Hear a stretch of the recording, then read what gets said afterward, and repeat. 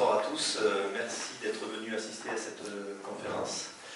Je vais un petit peu vous présenter les documents du Fonds L'Art de Jabrun. Donc ces documents qui sont classés en 147J chez nous, aux archives départementales, ils résultent d'un don effectué en 2016. C'est le fruit d'une longue collecte entamée en 1993 par un Mailleul Émard de Jabrun, qui était l'oncle de M. d'Astarac, et qui était l'ancien président fondateur des descendants et amis des Aymard. La famille Aymard, originaire du Dauphiné, s'installe à Marvejols dès le XVIe siècle. Pierre Aymard, marchand, s'enrichit dans le commerce de la laine. Son fils Samuel devient propriétaire de la seigneurie de Jabrun, qui se trouve dans le Cantal.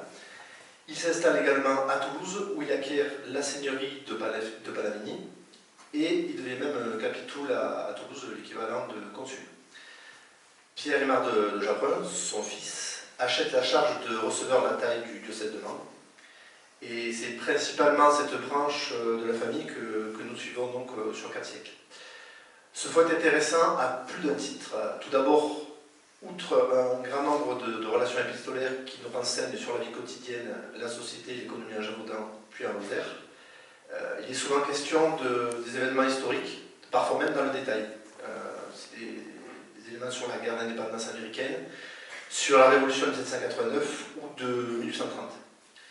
Il nous éclaire également sur les liens familiaux avec les notables marvejolais, notamment les Bonnet de Pailleret, les Chapelles d'Espinassou, les de Chambrun, ou des notables d'ailleurs, par exemple la famille de Beaucarré et les Sambucis de Sorgue dans l'Aveyron.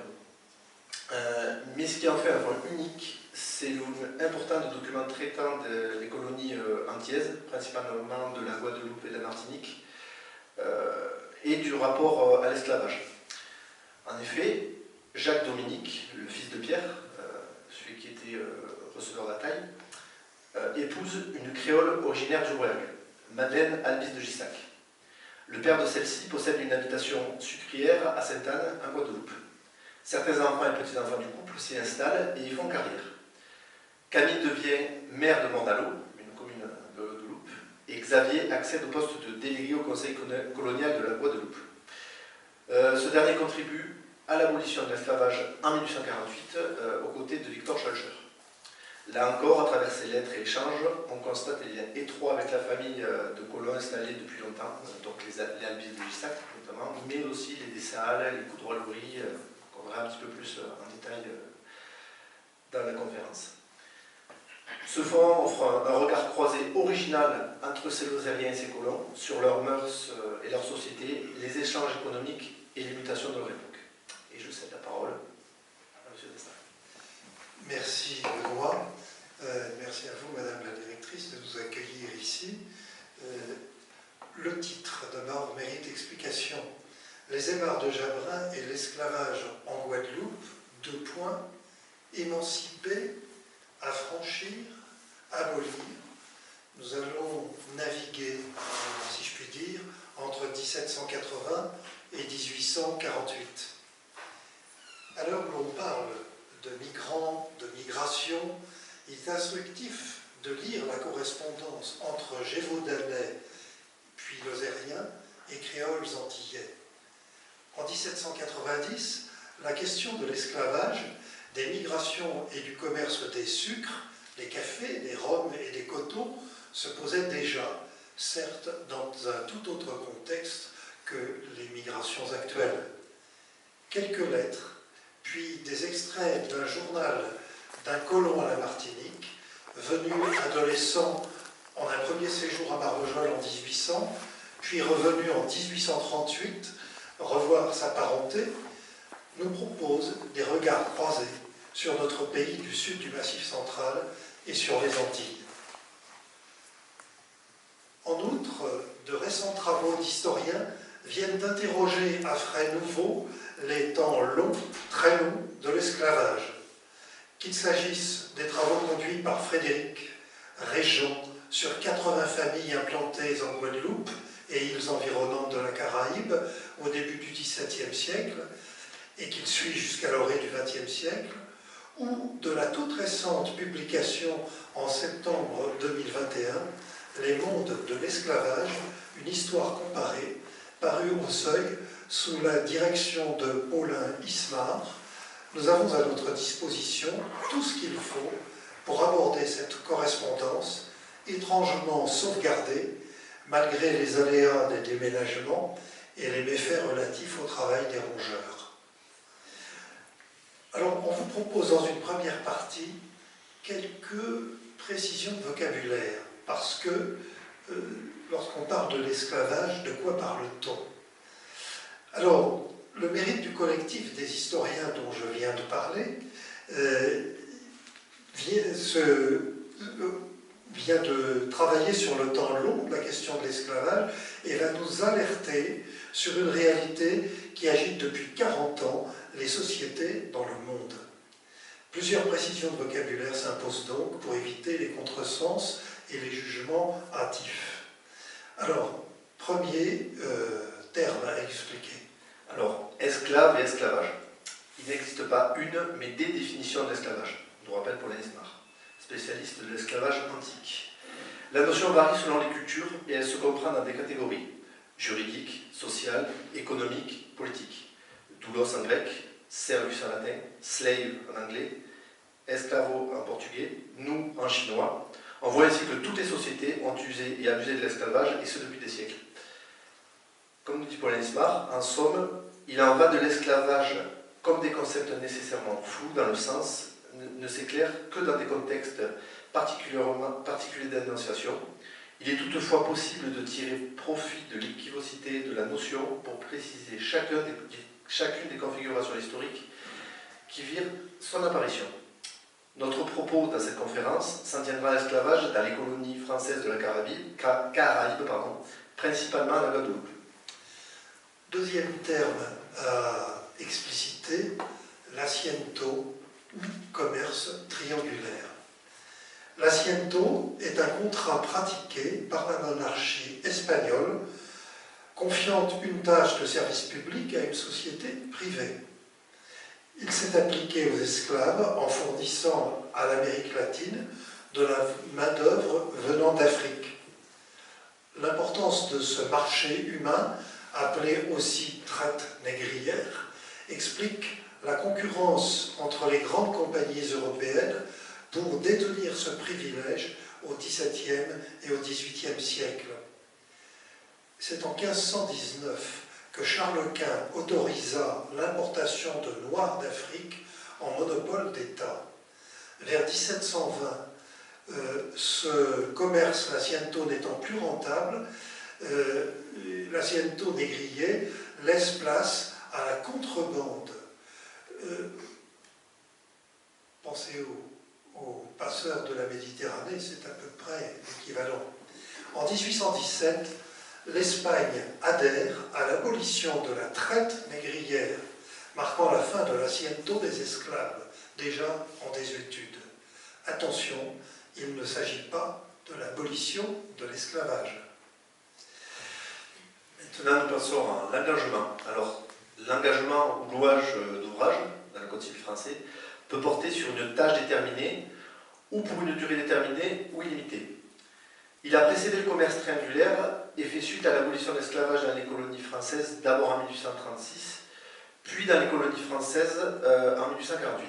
L'engagement a donné l'occasion à des pauvres ou des endettés de tenter leur chance en passant aux colonies à partir du XVIIe siècle, en s'engageant auprès des compagnies coloniales pour mettre en valeur les Antilles. L'engagement est spécialement étudié dans le travail de Frédéric Sergent sur les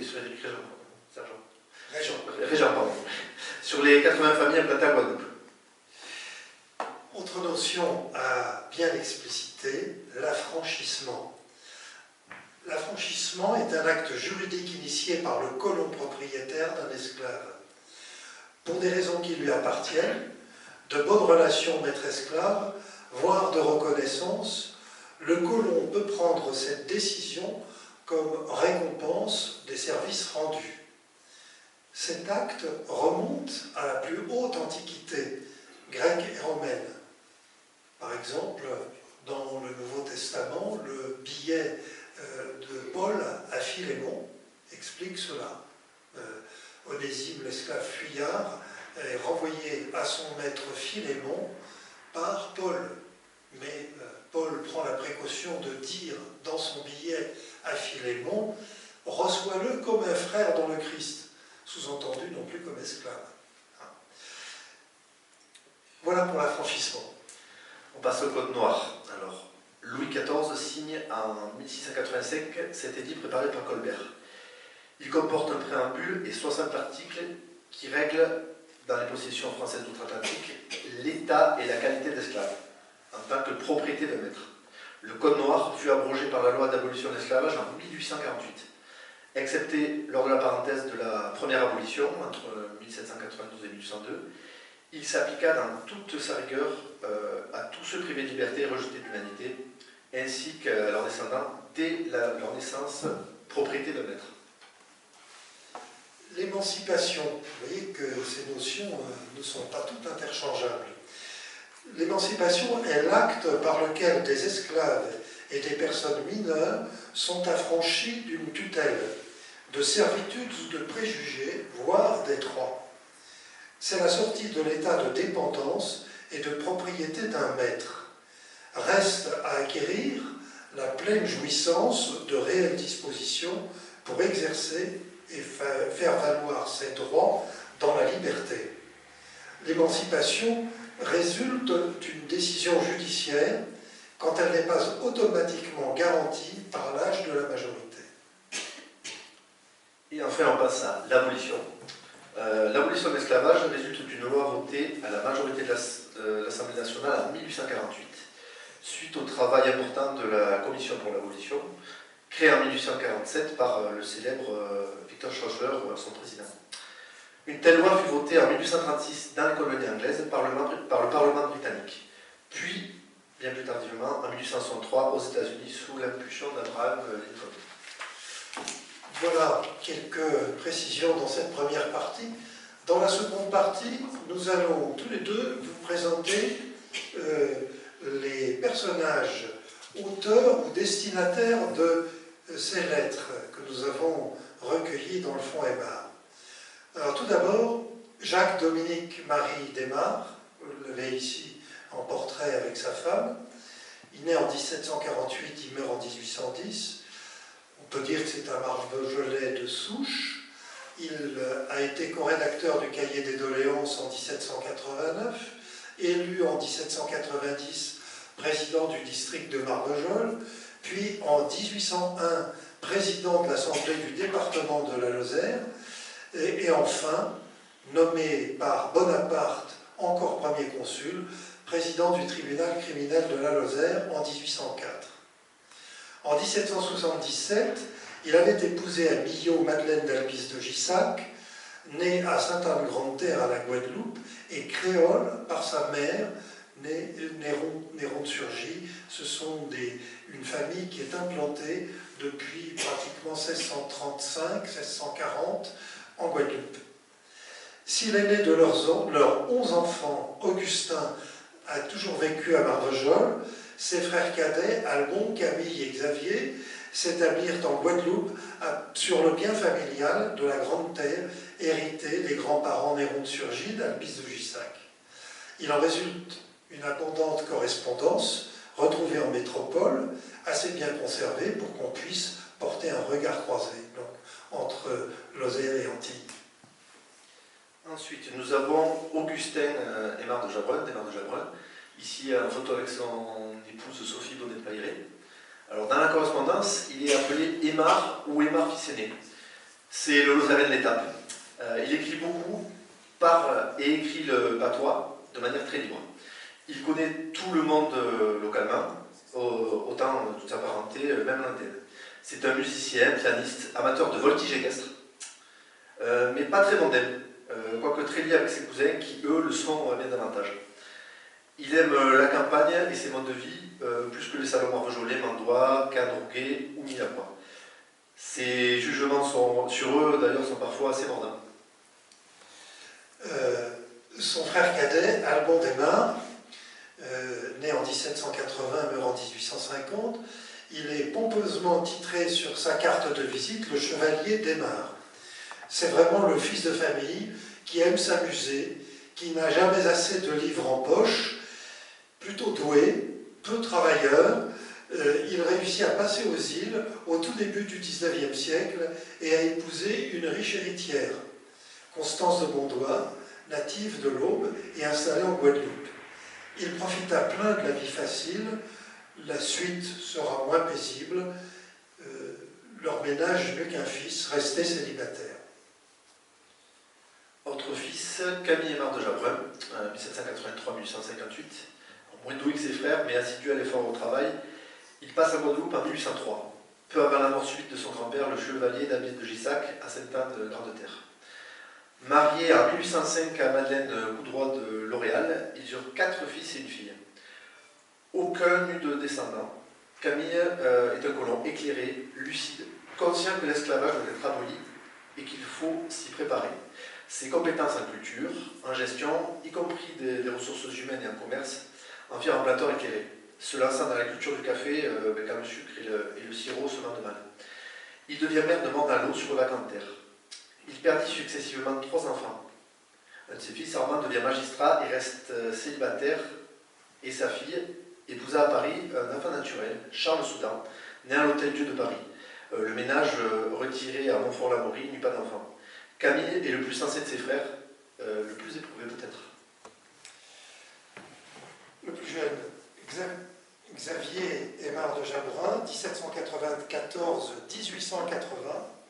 Il est né après la Révolution. C'est un homme du monde, lui aussi attiré par les partis de la politique, les partis et la politique. Il y réussit un temps. Il se fait appeler le chevalier de Jabrun, lui aussi. Il épouse successivement 2 veuves, Madame de Pontieux, née Boubers, puis Madame Le Brumont, née Gardin. Toutes 2 furent héritières de leurs premiers époux. Ainsi, Xavier se vit-il, sans l'avoir cherché, à la tête d'une double et très grosse plantation dite habitation, avec plus d'1 centaine d'esclaves. Lui aussi, en contact constant avec son frère Camille, il ne tarde pas à militer en faveur de l'abolition de l'esclavage. Il est membre du Conseil souverain de l'île, il y défend ses positions et les hommes libres, dès 1827, n'ont pas hésité à l'élire délégué pour la Guadeloupe à l'Assemblée nationale.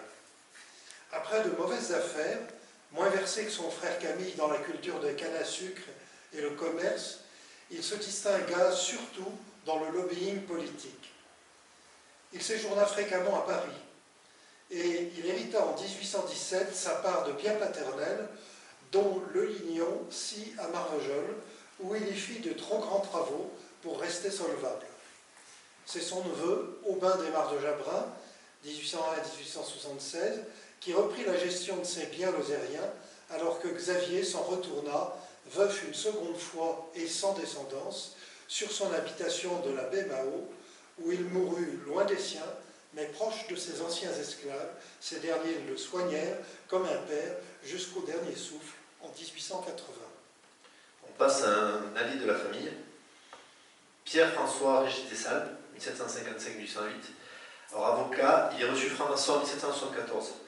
Conseiller au Conseil souverain de la Martinique, en 1877, il devient juge au tribunal d'appel de la Martinique. Il est l'auteur des annales du Conseil souverain de la Martinique. Alors, nous allons parler du fils de Pierre-François Régis Dessalles, Pierre Dessalles, 1785-1857. C'est le cousin germain des Aymar de Jabrun dont on a parlé tous les deux. Il est le fils donc de ce membre influent du Conseil souverain de la Martinique, Pierre-François Régis Dessalles, et de Manon d'Albis de Gissac, la sœur puinée de Madeleine d'Aymar. Son adolescence étant plutôt remuante, son père l'envoya en 1800 chez son oncle et sa tante Aymar à Marvejols y prendre de saints principes d'éducation. Il s'y lia d'amitié avec Augustin surtout. Tous 2 correspondirent régulièrement durant toute leur vie d'adulte. Mais Pierre ne tarda pas à s'ennuyer, aussi l'envoya-t-on parfaire son instruction chez les jésuites à Lyon, puis il désira gagner Paris, s'amuser comme son cousin Albon, et se montra moins dépensier que lui, quoique quand même, en 1803, Jacques-Dominique Desmarres dut avancer une somme de 2700 livres pour son neveu, pas très regardant à la dépense. Ce qui valut à ce dernier une longue et sévère missive de son père depuis la Martinique, un chef-d'œuvre de réprimande et de morale familiale. Pierre se distingua de plus par le passionnant journal que nous allons découvrir en seconde partie. Et en fait, Éloi Lemercier de Vermont, 1764-1832, alors c'est le fils de François Lemercier de Beausoleil de Vermont et de Juliette Henriette de Vipart. Il est le neveu par alliance de Madame Desmarres, née d'Albès de Gissac, donc cadet, gentilhomme au régiment de Guadeloupe en 1778, il devient major d'infanterie. On lui doit une intéressante lettre à sa tante Aymar de Marvejols que nous lirons ci-après. Je laisse passer pour la troisième partie. Voilà, alors, nous allons commencer par aborder la période sous la Révolution, le Directoire et le Premier Empire. Jacques-Dominique Desmarres exerce après la mort de son père la charge de receveur particulier triennal des tailles et taillons de la ci-devant charge qui est abolie dans la nuit du 4 août. Elle doit produire les comptes annuels au secrétaire de la comptabilité nationale désormais, avec le co-titulaire de la charge, un certain Augustin Talancier, car nombre de créances restaient encore à recouvrer sous la Révolution. Après avoir participé à la rédaction du cahier des doléances, il est donc élu président du district, je l'ai dit, puis du département, et Bonaparte, quelques jours avant le sacre, le nomme président du tribunal criminel de la Lozère. Toutes ces charges successives, sous différents régimes, ont eu raison de sa santé. Il meurt à 63 ans en 1810. Madeleine, sa femme, va lui survivre jusqu'en 1843. Elle meurt à 87 ans. Pierre Dessalles va donner vie à tous ces personnages et au pays qu'ils habitent. Regard d'un créole sur le Gévaudan devenu Lozère, sur son île et sur sa parenté. Sûr de son éducation, il se permet bien des jugements sous sa plume, alors que ses cousins Aymar, allemands exceptés, font preuve davantage de bienveillance. Nous allons en juger tout de suite. Alors, une lettre... On va vous lire des extraits de lettres. Donc, lettre de Jacques-Dominique Desmarres de Jabrun et Augustin, son fils aîné, à Pierre Dessalles, à Lyon, chez M. Bompard. Marvejols, ce 20 août 1804. J'ai reçu, mon cher neveu, la lettre que vous avez eu l'amitié de m'écrire. Je crois à la sincérité de votre compliment, parce que je crois à la bonté de votre cœur. Conservez cette aimable et précieuse qualité, malgré l'expérience qui nous dégoûte et quelquefois nous corrige de la sensibilité et de la franchise. Il vaut mieux être moins habile que froid. Quelques regrets que j'ai de ne pas vous revoir de sitôt. Il sera bientôt compensé car vous aurez bien employé le temps et que vous aurez acquis à des connaissances solides. De l'esprit naturel et une jolie éducation font très bien pour un homme de la société. Alors, on rappelle que Pierre Dessalles à l'époque a 19 ans. Mais ce n'est pas tout. Il faut être un homme et pouvoir être utile à soi et aux autres. C'est ce que je désire et que doit espérer de votre père qui, aimant l'étude et étant en état, par ses connaissances, d'apprécier celles des autres, serait cruellement trompé si vous ne répondiez complètement à son plan.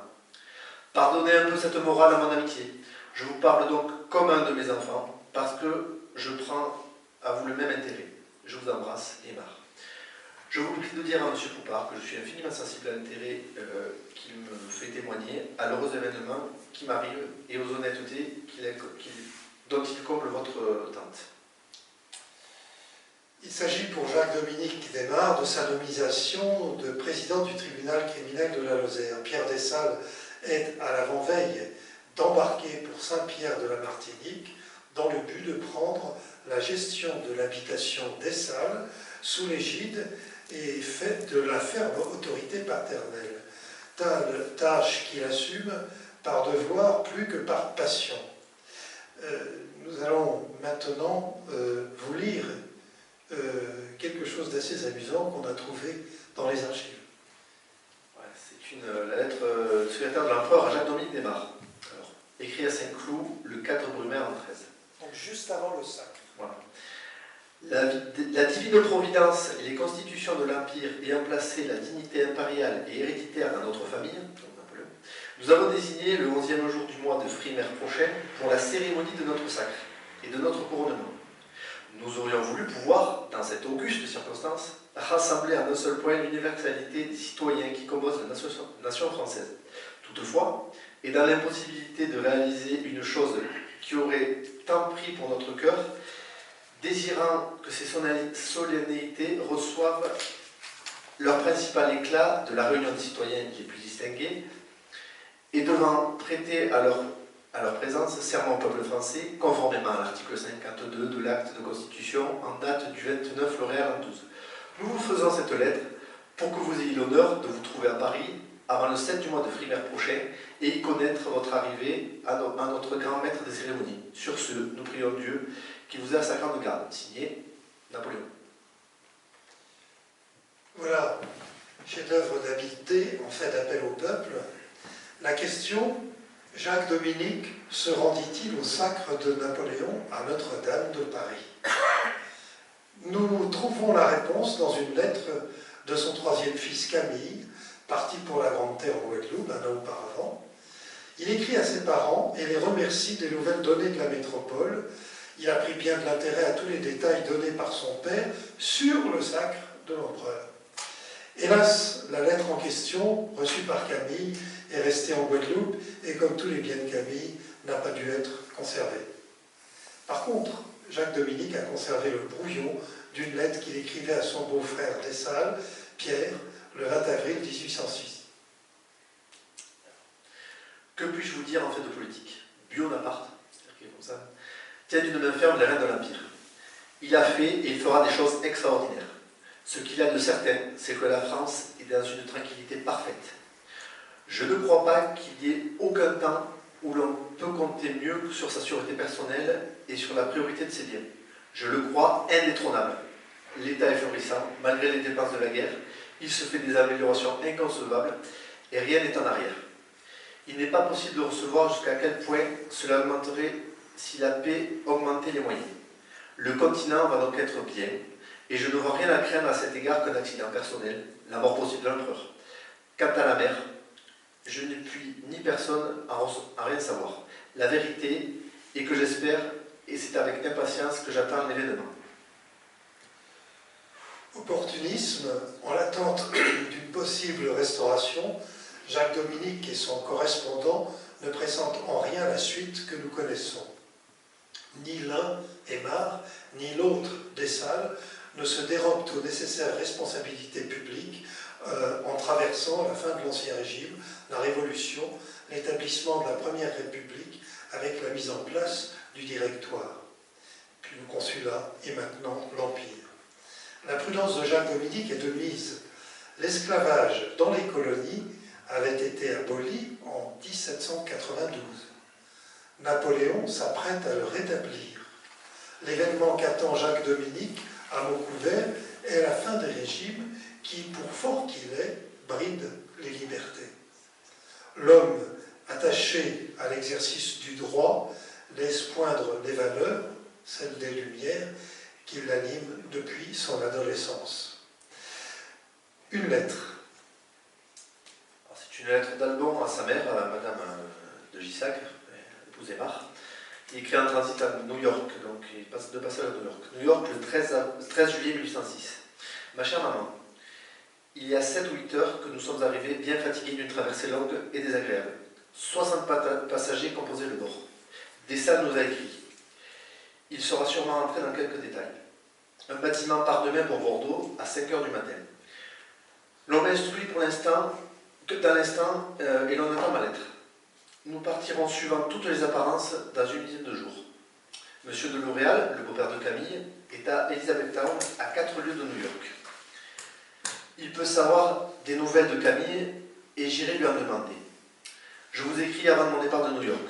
Nous jouissons d'une bonne santé, quoique bien fatigués. Quelque désir que j'eusse à vous écrire plus longtemps, je ne peux faire attendre plus longtemps.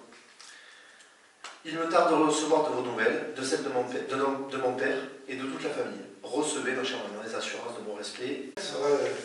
Pratiquement de la même époque, Camille a Augustin, son frère aîné. Mornalo, ce 20 septembre 1806. Je viens de recevoir vos lettres, mon cher Emma, avec une d'Albon venant de New York, où il venait d'arriver après une traversée de 43 jours. Détail intéressant. Je présume que c'est lui qui me les a envoyés, quoiqu'il n'en fasse pas mention dans sa lettre. J'avais déjà appris son départ pour les colonies par une lettre de maman que Madame Leblond m'a apportée, datée du 27 mai.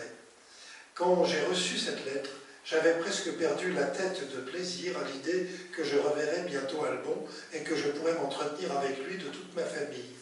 Mais j'espérais plutôt le serrer dans mes bras que je ne pourrais le faire. Il me mande qu'il ne partira des États-Unis qu'au mois d'octobre à cause de l'hivernage. Il ne me parle pas de Dessal. Ne se serait-il pas embarqué ensemble? Maman, pourtant, m'annonce que oui. Il compte aller à la Martinique avant de venir à la Guadeloupe.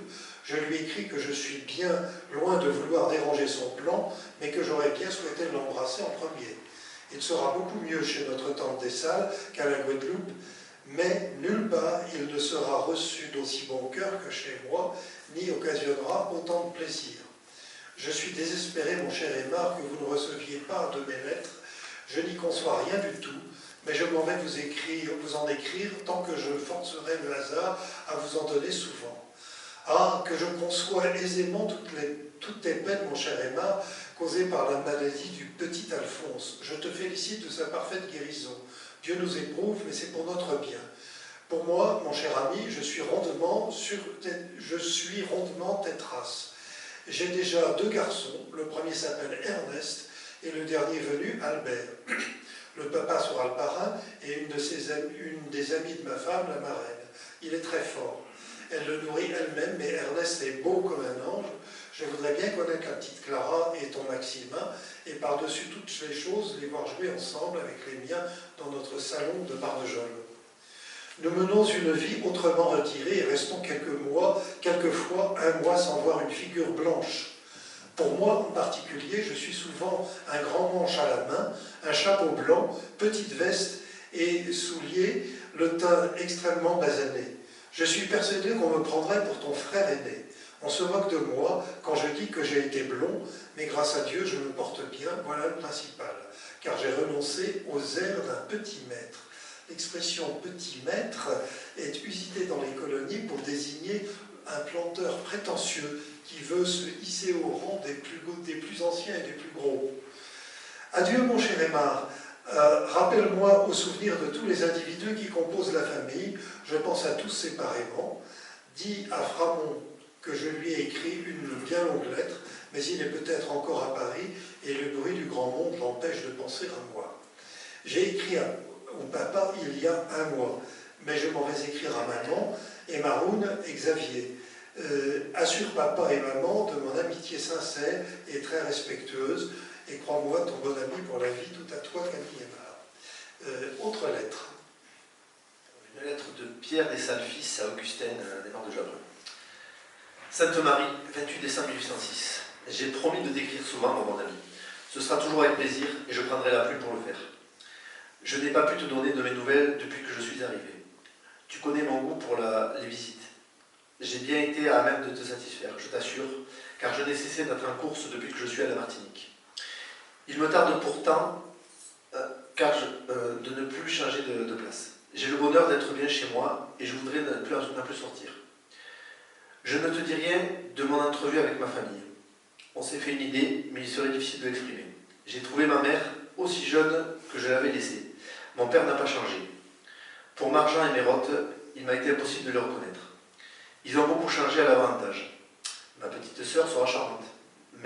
Marjan sera un bel homme et il aura une plus bonne formation judiciaire et beaucoup d'esprit. Il faut accoutumer à m'entendre parler de mon frère et de ma sœur, mon cher ami. Quand j'aurai des enfants, alors je ne te parlerai plus que d'eux. Et je te promets de ne te faire grâce de moindres détails. Tu devrais aussi ne pas faire grâce de moindres détails. Tu sais tout l'intérêt que je prends à tes 4 enfants et combien ce petit quatuor m'est cher. N'oublie jamais de me parler de Clara, c'est sa filleule. Embrasse-les bien pour moi, ainsi que Sophie. Fais-moi le plaisir, mon cher Aymar, d'écrire à M. Poupard, qu'on a vu tout à l'heure, toutes les fois que tu recevras de mes nouvelles. C'est un bien d'excellent ami que j'ai eu en cet homme. Je lui ai de grandes obligations, je ne les oublierai jamais. Il fait bien chaud dans ce pays. Je suis toujours en sueur. Je regrette beaucoup les hivers. Il n'est pas encore question de mariage pour moi. Cela ne tardera pas, quoique j'écrive à ma tante, que je resterai encore quelques années garçon. C'est une chose pour laquelle il faut finir. Et dans ce pays-ci, le plus tôt est le mieux. Surtout quand on n'est pas comme moi, quand on ne veut pas comme moi se livrer à un genre de vie qui répugne à une âme bien née. Aussitôt que mon mariage sera décidé, je t'en ai sauvé. Alban cherche à faire sa cour à toutes les belles. Il se porte bien. Tu liras dans une lettre que j'ai écrite à ma tante ce que je pense de nos affaires à la Guadeloupe. Je t'écris Curenté Calam. Je suis pressé. Embrasse pour moi toute la famille, en commençant par toi. Et crois-moi, pour la vie, ton meilleur ami. PS, toute la famille te dit 1000 choses. Cette fois-ci, Pierre Dessalles, Augustin de Jabrin, donc, mars 1807. Il y aura bientôt 1 an que j'ai quitté la France, mon cher ami, et depuis mon départ, je n'ai pas entendu parler mes amis. Tout le monde ici reçoit des lettres. Moi, seul, je suis privé de vos nouvelles. Vous ne profitez donc pas de toutes les occasions qui se présentent. Tu devrais au moins avoir à notre égard à notre éloignement et me donner un peu plus souvent de tes nouvelles. Voici, je calcule avec toi. C'est la 4e que je t'écris depuis 4 mois que je suis à la Martinique. Ma santé est tous les jours plus brillante. J'ai beaucoup engraissé. Ce n'est pas le plus beau de mon affaire, car si je continue toujours sur le même pied, je crains bien de devenir difforme. Je monte très souvent à cheval, ce qui ne contribue pas peu à m'engraisser. Mais si je me préviens de cet exercice, je ne sortirai jamais de chez moi, car il n'y a pas d'autre manière de voyager. Ton frère Alban, 27 ans, se porte à merveille. Il a passé son carnaval à Saint-Pierre. Il s'y est beaucoup amusé. Il y a fait des conquêtes sans nombre. Il est maintenant n'est question que de lui dans toute la colonie. On dirait à le voir qu'il a toute sa vie habité la Martinique. Il ne prend aucune précaution. Quand on lui fait des observations, il répond qu'il les fait à la fatigue. Je désire qu'il continue à se bien porter. Il y a même tout lieu de l'espérer. Nous voudrions beaucoup qu'il fît un bon mariage, mais je crains que ses manières ne puissent pas prendre. Il a cependant infiniment gagné depuis qu'il est chez nous. J'espère que cette lettre te parviendra. Madame de Périnel, par sous peu de temps, je t'écrirai encore par elle. J'écris à ma tante, et je ne te dis rien pour elle. Présente seulement mes respects à ton père et au reste de la famille. Adieu mon bon ami, je t'aime plus que jamais et t'assure que tu n'as pas de meilleur ami que ton cousin, Pierre Dessalles, fils. Et la lettre qui suit appelle l'évocation de son contexte, celui de l'année 1808. Depuis le 21 novembre 1807, le blocus continental tente d'isoler l'Angleterre du continent européen. Vous voyez un peu ? Cela ne va pas sans représailles, on n'invente rien, et les denrées des colonies françaises en font les frais. La lettre de Camille à sa tante, sœur de son père, est intéressante sur l'état moral et l'ambiance locale. Donc Camille qui écrit à sa tante Bathilde Aymar de la Croze à Marjou. Mornalo, ce 8 octobre 1808. Ma chère tante, voilà bien longtemps que je suis privé de vos nouvelles. Maman me demande que vous m'avez écrit dernièrement, mais je n'ai reçu aucune de vos lettres depuis celle que vous m'avez écrite sur M. de Maillan. Qu'il est cruel pour moi, ma chère tante Lacroze, d'être éloignée des miens. Loin de m'y accoutumer, mon séjour dans ce pays me devient tous les jours plus insupportable.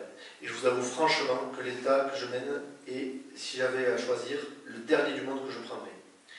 Si malgré les peines d'esprit et du corps et toutes les privations que nous subissons, dont on ne peut se faire une idée que dans ce pays, on voyait que le résultat en fut, pense cela dédommagerait de beaucoup. Mais les gestes et le découragement qu'il en est tout le fruit. Ma résignation n'est pas toujours assez forte et je me laisse quelquefois accabler. Je vous afflige, ma chère tante, en cherchant à me consoler et en faisant part de la situation de mon cœur. Je sais à qui je m'adresse et je connais votre indulgence. Si j'étais seul, je pourrais faire sans regarder derrière moi et m'embarrasserais fort peu du reste. Mais mon ambition personnelle est nulle. Mais j'ai une femme, 2 enfants que j'aime beaucoup et un 3e qui va bientôt naître. Ce sont eux qui me donnent une raison, qui qui n'est peut-être pas la véritable et qui serait peut-être plus avantageuse pour eux de ne pas suivre. Car à bien considérer la chose, ne vaudrait-il pas mieux pour eux être élevés dans un climat sain et même de prendre de bons principes? L'honnête homme avec une bonne santé, pourvu qu'il ait de quoi vivre dans un pays sûr. Le salarié doit s'estimer fort heureux de son sort. Vous devez trouver que je vous parle avec passion contre ce pays. Je n'ai réuni pour tous les suffrages, mais tel est l'effet qu'il a produit sur moi. Il m'a rendu la tête faible et me fait perdre la mémoire. J'ai besoin de mon pays, de mon climat et surtout de ma famille. Et de vos conseils, ma chère tante, car je suis toujours jeune et sans expérience. J'ai écrit à papa que je viendrai l'année prochaine et que j'amènerai Ernest avec moi. Ferai-je bien ou mal? Je n'en sais rien. Le cours de gros risque d'être pris par les Anglais, vu qu'il n'y a plus de communication d'Angleterre en France, pas même les parlementaires. Il y aurait la solution de l'Amérique quand l'embargo sera levé. Tout cela est encore problématique. Nous n'avons pas de nouvelles de la Martinique. Je ne conçois plus que ma tante des Salles,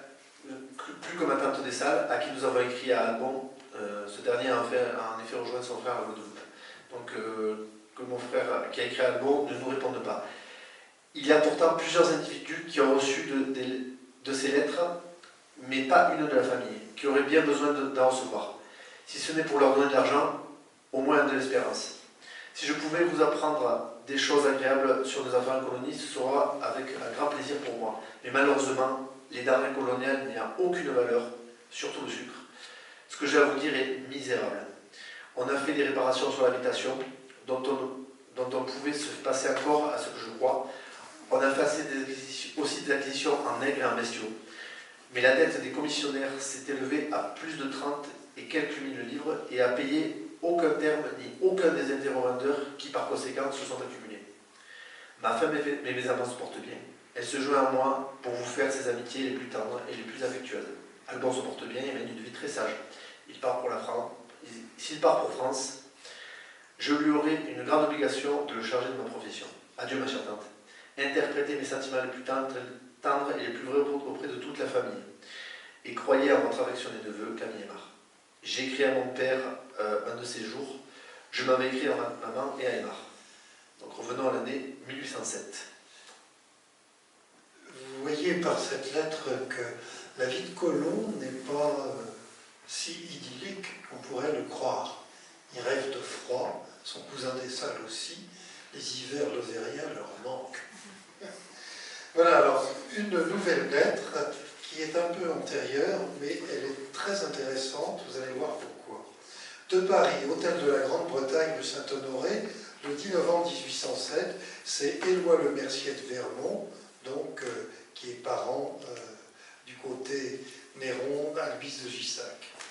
Madame et chère tante, arrivé à Bayonne sur le bâtiment dont vous m'avez parlé dans la lettre que vous avez eu la bonté de m'écrire le mois dernier, et étant moi-même chargé de paquets du gouvernement de la Guadeloupe pour l'empereur et pour le ministre de la Marine, j'ai été obligé de me rendre le plus promptement possible afin de remplir ma mission. J'ai laissé la trop malheureuse Guadeloupe dans l'état le plus déplorable. Le coup de vent qu'elle a essuyé le 2 août dernier a mis le comble à ses malheurs en anéantissant tous les vivres qui étaient sur terre et en détruisant dans une grande partie de l'île presque toutes les cases à nègres et beaucoup de bâtiments de manufacture qui coûteront considérablement à réparer. Ma bonne maman de Bellecour a été une des plus victimes de cet ouragan.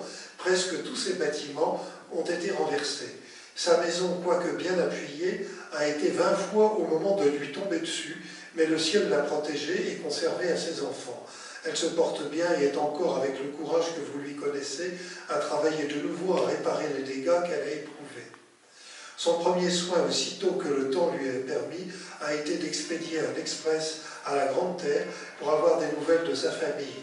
Vos enfants, qui étaient dans ce moment réunis chez Camille, étaient tous en bonne santé.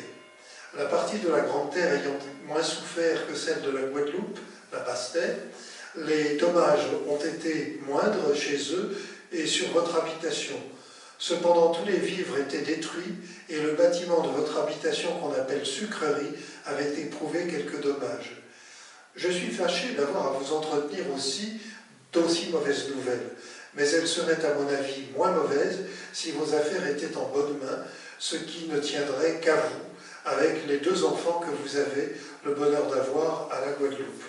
Oui, ma chère tante, on chercherait vainement dans toute la colonie des hommes qui méritent plus de confiance que ces 2 honnêtes et aimables jeunes gens qu'on ne les trouverait pas. Quand M. Dessalles les avait mis tous les 2 de côté sans leur permettre même de surveiller vos intérêts pour placer un crapuleux incapable de rien, de bien, qui dernièrement a été trop heureux de ne pas avoir été condamné pour crime de trahison avec les Anglais et qui prétend s'en tirer de la corde, a ignominieusement dénoncé beaucoup d'honnêtes habitants qu'il avait lui-même cherché à mettre dans l'erreur. J'ose espérer, ma chère tante, que quand j'aurai l'honneur d'être connu de vous, vous me pardonnerez la liberté que je prends. Aucun autre motif que celui de l'intérêt que je dois prendre à la sœur et au neveu d'une maman que j'aime et que je révère ne peut m'inspirer. Les détails dans lesquels il faudrait entrer pour vous faire connaître tout ce qui s'est passé et se passe encore contre votre intérêt sont trop longs et de nature à ne pouvoir pas être consignés dans une lettre. Je trouve déjà celle-ci trop longue pour la première que j'ai l'honneur de vous écrire. Je la terminerai donc en vous remerciant de la bonté que vous avez bien voulu faire d'aller passer quelque temps chez vous. Je l'accepterai avant mon départ pour les îles, avec d'autant plus de plaisir que cela me mettra à même de vous témoigner de vive voix l'assurance du profond respect avec lequel je suis, ma chère tante, votre très humble et très obéissant serviteur de Véron. Voilà, une lettre intéressante parce qu'elle nous donne justement une idée de ces coups de vent qui sont carrément des cyclones et qui détruisent tout. C'est ce qui explique pourquoi nous n'avons pratiquement aucune chance de récupérer les lettres écrites de métropole vers la Guadeloupe ou vers la Martinique. À ce stade, nous sommes donc en 1807-1808, l'Empire est à son zénith, tenu de main de fer par l'empereur et ses ministres, tous dévoués, mais les difficultés s'annoncent. La retraite de Russie en 1813, la fin de l'Empire en 1815, malgré les 100 jours qui ont précédé, ceux des 2 temps de restauration, puis la monarchie de Juillet, montrent une France qui se remet mal des acquis de la Révolution française. Si l'administration de l'État est un incontestable acquis, les libertés restent pratiquement toutes à conquérir. La période ne laisse pas d'inquiéter sur une pauvreté rampante malgré les effets d'une autre révolution, la révolution industrielle. Je vous propose de faire un grand pas en avant de 30 ans en retrouvant notre colon, Pierre Dessalles. Son désir, 32 ans après son premier séjour en métropole, est de monter sur un bâtiment en partance pour France. Cette fois, il voyage en compagnie de sa femme, née Catherine Banse de Sainte-Catherine, 3 de ses enfants et son nègre Nicaise, véritable collaborateur de son maître pour alimenter son journal. Nicaise est un esclave que Pierre Dessalles, qui est anti-abolitionniste, a affranchi. C'est vraiment un compagnon invraisemblable et le journal de Pierre Dessalles pourrait avoir pour co-auteur Nicaise. Voilà. Nous avons la seconde période avec le journal de Pierre Dessalles et la question de l'abolition de l'esclavage. Pour traiter la question coloniale de l'émancipation des Noirs, abordée ci-après dans le journal de Pierre Dessalles, il faut avoir en mémoire que l'esclavage est donc rétabli dans les colonies françaises par Napoléon Ier en 1802. Alors que le Royaume-Uni l'abolit en 1836 dans tout l'Empire britannique, la France est encore à la traîne. Il faut l'avènement de la Seconde République en 1848, avec des voix comme celle d'Arago, Lamartine, mais aussi celle du duc de Broglie, du comte de Montalembert, pour que la Commission pour l'abolition de l'esclavage, sous la houlette de Victor Schœlcher, et le secrétariat de l'historien de l'esclavage dans l'Antiquité Henri Vallon voient le jour. La Commission prépare la loi d'abolition qui sera votée en 1848.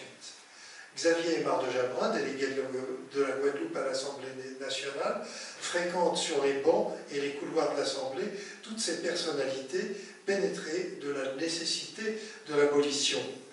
Dans son journal, Victor Schœlcher et ses correspondances écrit que M. de Jabrin, donc il s'agit de Xavier, planteur à la baie Mao, est un des colons les plus éclairés pour émanciper les nègres. Fin de citation. On va le voir, il y a eu plusieurs étapes dans sa réflexion et à bon droit, Xavier se méfie des opinions conservatrices de son cousin Pierre Dessalles de la Martinique. Une lettre. Donc, il s'agit d'une lettre qui a été écrite au Lignon à Marvejols le mardi 31 juillet 1838. Le Lignon a pris une autre tournure depuis hier. Madame de Jabrin tient bien sa maison et tout a changé de face. Pardon. Le dîner a été infiniment meilleur et à tout bonne mine. J'ai causé avec Xavier de nos affaires coloniales. Il les entend à merveille. Il ne croit pas que l'émancipation nous fasse autant de tort qu'on le suppose.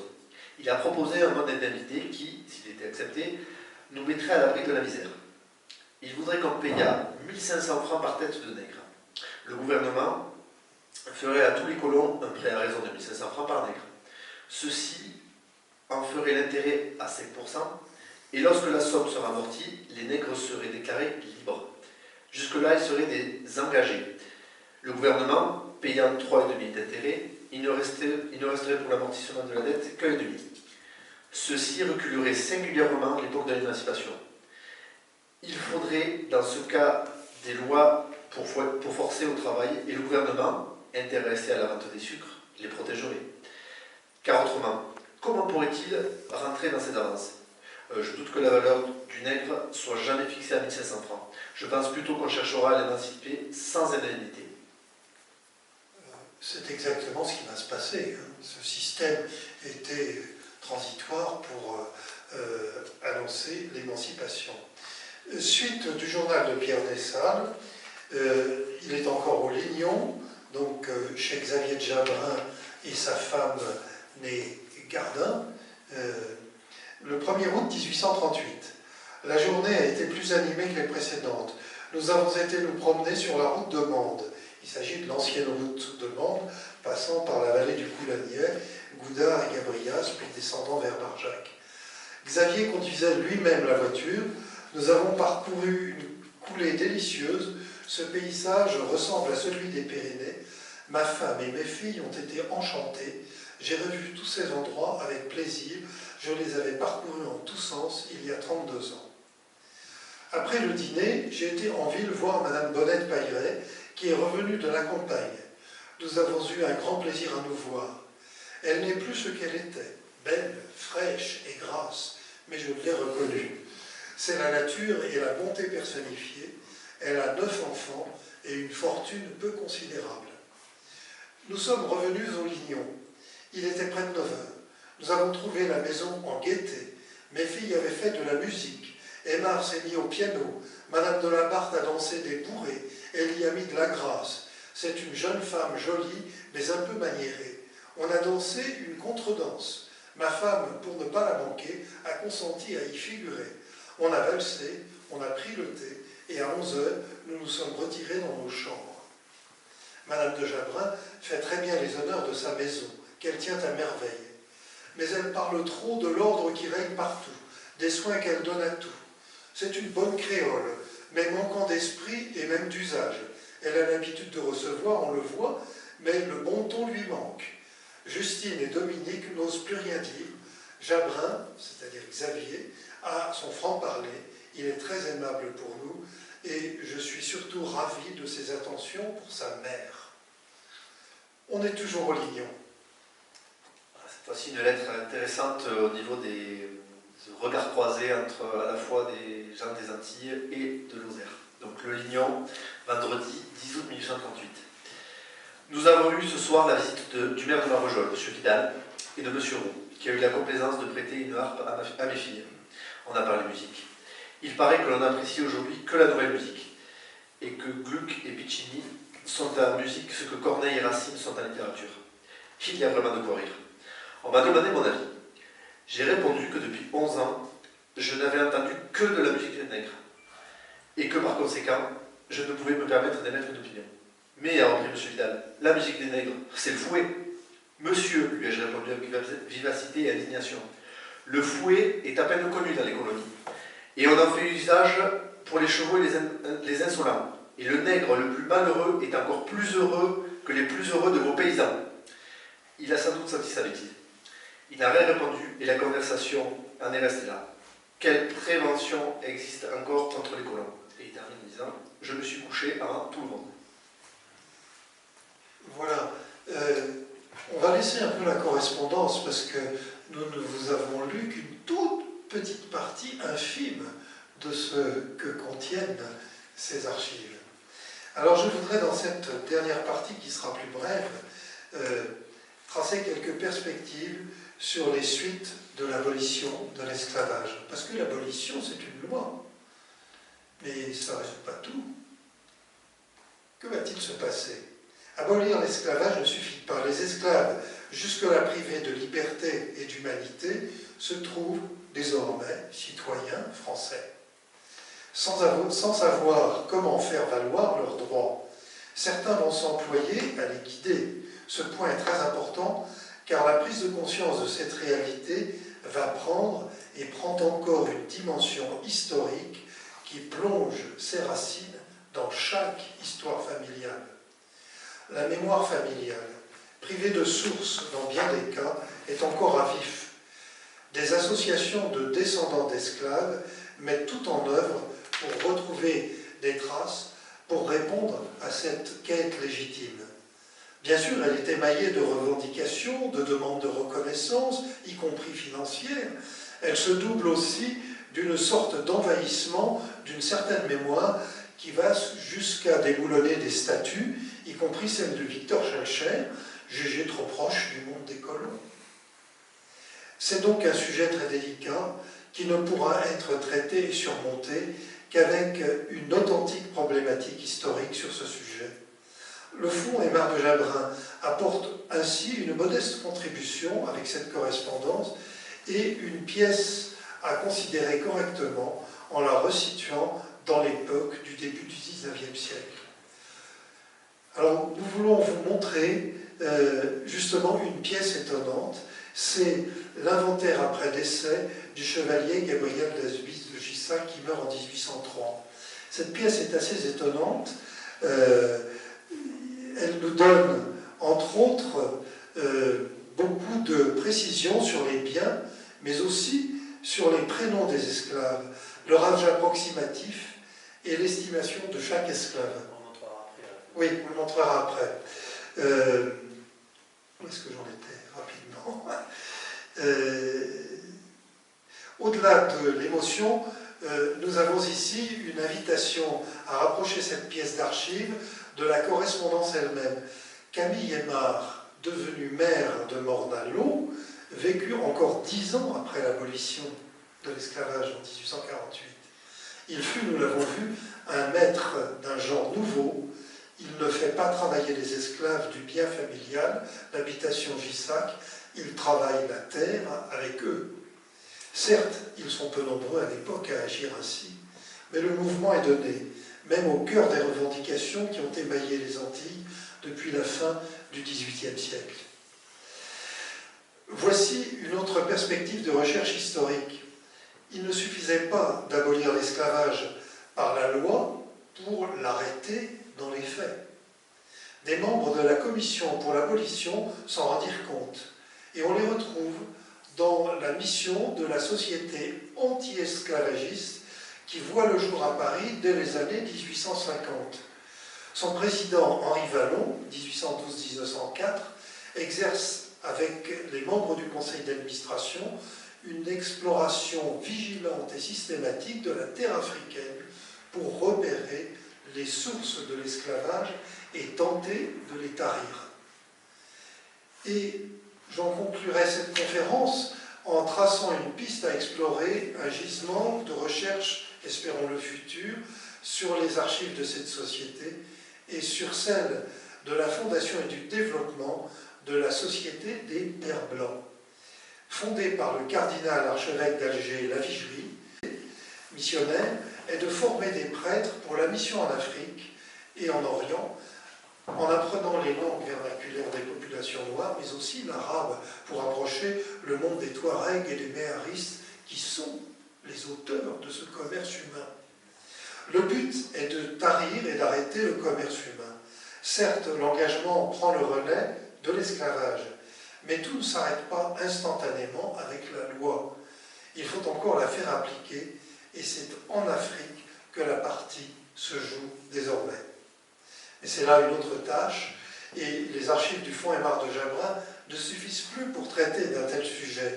D'autres fonds, comme ceux des deux sociétés dont je viens de parler, et celui notamment de l'historien et homme politique Henri Vallon, dont nous avons légué les archives aux archives nationales, c'est 5 mètres linéaires de fonds, donc en 2016 aussi. Autre association des descendants, plus de 2000, qui ont regroupé tout ce qu'ils avaient pour constituer ce fonds et permettre donc un nouvel éclairage.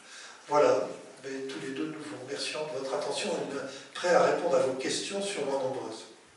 Bien foncier, le matériel, les bestiaux, le mobilier et enfin les esclaves. Vous les avez ici dénommés. Ils sont dénommés, par exemple, Anatole âgé de 45 ans, Jean-Charles âgé de 43 ans, Maximin âgé de 28 ans, Cyril de 25 ans, etc. Puis on arrive à une certaine Honorine qui attend des jumeaux. Et alors elle, parce que là vous avez la liste, mais vous avez aussi, plus loin, l'évaluation de chaque esclave. Alors il y avait entre autres, de mémoire, un cordonnier estropié, il valait, je sais pas, 50 francs, alors que sa nièce Honorine qui attend des jumeaux, elle valait 10 fois plus. Alors évidemment, lire ça avec les yeux et la culture du XXIe siècle, ça peut paraître particulièrement choquant. Mais à l'époque, c'était pas du tout ça. Et je voudrais préciser qu'en 1777, quand Jacques-Dominique Desmarres épouse Madeleine d'Albis de Gissac, alors c'est dans un autre fond que se trouve cette lettre, et il y a une lettre où Madeleine, jeune mariée, demande à ses demi-frères du premier lit de bien vouloir, parce qu'elle a en dot, on lui donne un esclave et une esclave. Mais elle va habiter Marvejols, et elle se dit tout de suite, les pauvres, ils ne vont jamais pouvoir survivre dans un pays comme celui-là. Alors elle écrit à son demi-frère en lui disant de bien vouloir les recueillir, de les affranchir et de leur donner du travail.